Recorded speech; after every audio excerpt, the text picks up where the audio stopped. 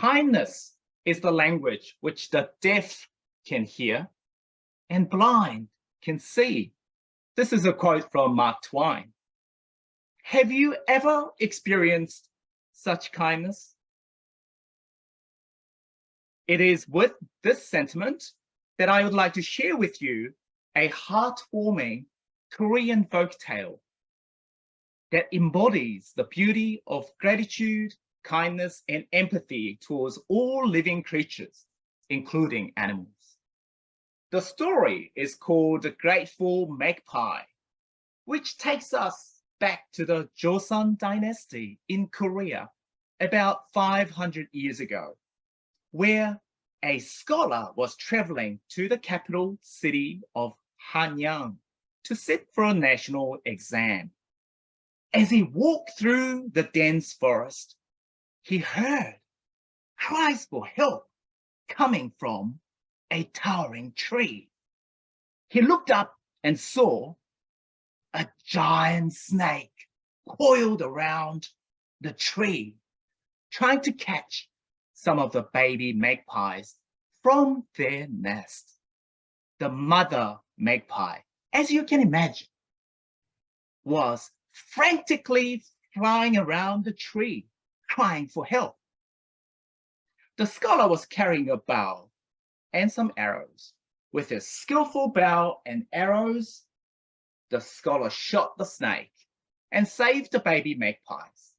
He then continued his journey. Later that night, he found himself stranded in the middle of a dark and lonely mountain, searching for a place to spend the night. And to his surprise, he saw a light in the distance, which led him to a small cabin where a young woman offered him a place to rest and some food to eat. He thought it was a little strange to find such place in the mountain, but he was very tired from the long journey and quickly fell asleep. During the night, the scholar felt something really tight around his body. To his horror, he woke up to find the young woman transformed into a giant snake coiled around him. Turned out it was the wife of the snake he shot earlier.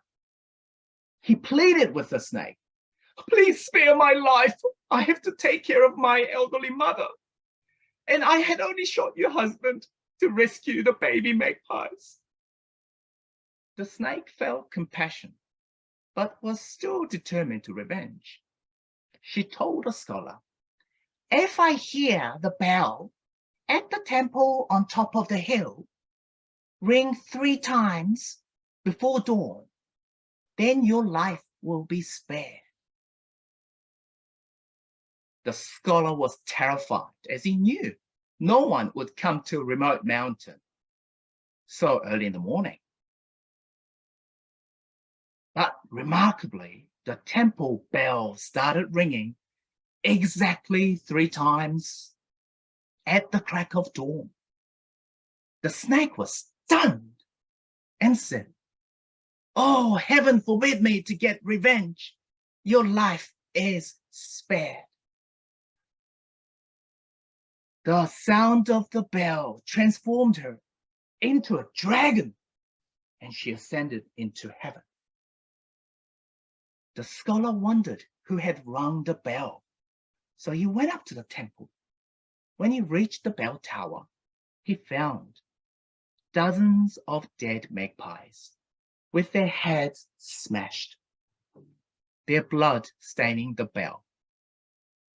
The scholar learned that the rescued magpies had recruited other magpies, and they have used their collective strength to hit the bell with their heads, and thus making the sound and saving the scholar's life. This folktale teaches us many valuable lessons, such as always being grateful for even the smallest gestures of kindness, caring for all living creatures, and never underestimating the power of empathy and compassion. Personally, I have experienced the kindness of others, which has taught me to appreciate the beauty of life. During the COVID pandemic, a local grocery store worker offered me a free drink or ice cream simply for being a customer without expecting anything in return. But I knew he had limited financial means himself, and he was going through a hard time. Yet he decided to bless me, and his generosity and kindness really touched me when I needed it the most during the lockdown. And it reminded me that even the smallest act of kindness can make a huge difference in someone's life. Ladies and gentlemen, let us all learn something from this folk tale and make it our mission to be grateful and kind for the small things in life and to care for all living beings, human or not. Let us strive to create a world where empathy and compassion are the guiding principles and where every act of kindness, no matter how small, is cherished and can make difference in our lives. Thank you for listening. Back to you.